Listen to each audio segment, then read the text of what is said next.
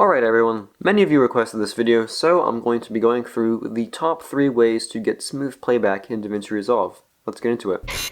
Alright, so before we get into the rest of this video, a lot of you are not subscribed, and we can change that, so drop a like and subscribe really quick, and then we'll get right into the rest of the video.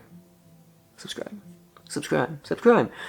Alright, let's go. So Davinci Resolve has 3 different methods that you can use that I know of in order to get extremely smooth playback on pretty much any computer, whether you're dealing with extremely high data rates or high resolution footage. You can easily make it work with these 3 methods. So the first method is proxy, like a direct proxy. So basically when you're in Davinci Resolve, all you have to do is go to the playback window in the top, and then go down set proxy resolution and go down to whatever setting you feel necessary. There's like 1/2 resolution, 1/4 resolution, and then I believe if you're having high enough resolution footage you can go down to 1/16 or 1/8 resolution, and you can just mess around with those and see if they make the playback any smoother. If not, you could try one of these other methods. That's a nice and easy way to get smooth playback if you're having issues. So these next 2 methods are a bit more complicated, but are usually much smoother than just a regular proxy. So the second thing is optimize media. Davinci Resolve has this so you can essentially do smooth playback very fast. You have to go into your settings and make sure that you scroll down to where it says optimize media, and then you're going to want to set that thing. There's a box that says 5. You're going to want to set that to 1, and then you can choose the resolution. Usually DNR HQX or something. There's a high resolution one, there's a lower resolution one, and you can have it choose which different type of file type it's going to use for creating the optimized media. Just a heads up, whenever you generate something as an optimized media, it's going to become a massive file size, and it's going to pretty much duplicate the file and make it so it's much easier to edit with, but the file size is going to be massive, and you got to make sure that you have it set to store in a place where you have enough room for these files. In order to generate a clip as optimized media, you go to the clip and you right click and you go up to generate optimized media, and then you just wait for it to generate, and then boom, you have an optimized clip. Method number 3 is a lot more complicated. This is advanced proxies. Basically what you're going to be doing is taking your footage and then not only lowering the resolution but also lowering the data rate. Now this is important, and you should do this if you have high bitrate video and lots of resolution, or just data, or you want to be able to edit faster and you're really constrained on time. First of all, what you have to do is you have to go and select all the clips that you want to be made into proxies. Make sure that they're all in one folder.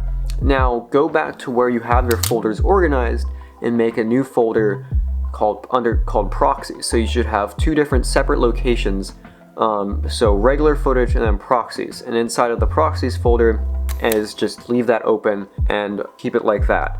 Now what you have to do is go back into Davinci Resolve, go to media management in the settings tab, and basically you have to go there and make sure you have all the clips you want to be turned into proxies selected. Then you go into transcode and make sure that it's only using the clips that you have selected. If you go down to the bottom, you're going to see that there's the original file sizes of these clips, and then the reduced file sizes that it's going to make a copy of.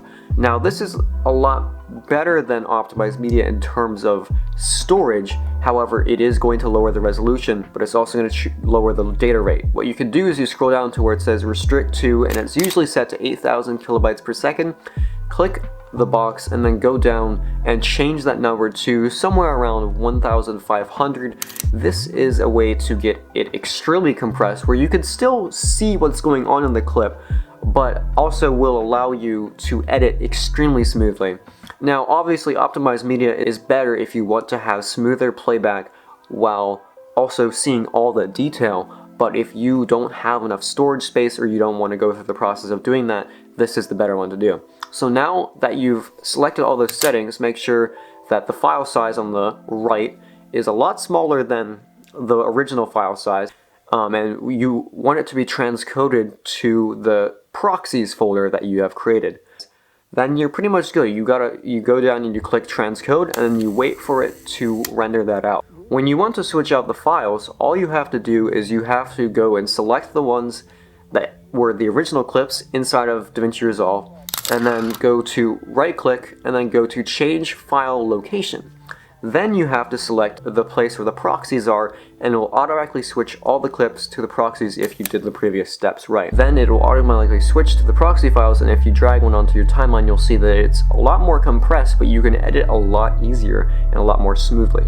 That way, you can edit, get your main cut ready, get your main timeline done, and then switch back by going back through selecting all the clips again, right clicking, change file location, and this time you have both of the locations open.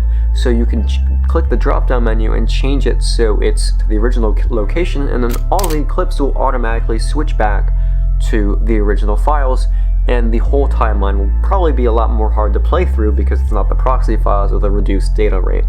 So basically what you're doing is you're creating two different versions. This whole third process is you're creating two different versions of the files. You have the original file and the reduced resolution version. Now the reduced resolution version and the regular file are switched out, and then you edit with the reduced resolution and reduced data rate file, and then once you're done you switch it out and maybe do your color grading with the other one. That way you can see all the detail and everything that you need to do, and if you need to make any more adjustments, switch it out nice and easily by just selecting all the clips, right click, change file location, and then boom, you switch them out back and forth to see if things look good. And yeah, that's how I've been editing recently with this third way, because the optimized media is taking up way too much space in my storage, and I just don't have the need for that. Especially sometimes the optimized media doesn't always work very well, and the regular proxy method is only better on higher end computers and those who have not as intense footage.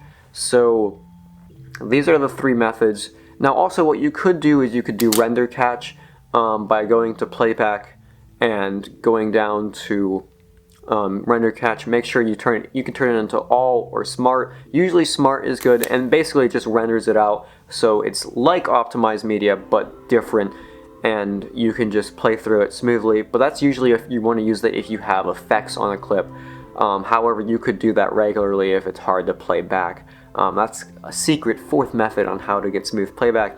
But yeah, these are the best methods to get smooth playback in Davinci Resolve, and I really hope you enjoyed this video and found it helpful. If you have any additional questions or are having any issues, be sure to drop a comment or maybe reach me in my Discord server or my Instagram DMs, and I would be glad to help you, or drop me an email. I would be glad to help you resolve your issue and get your editing back on track.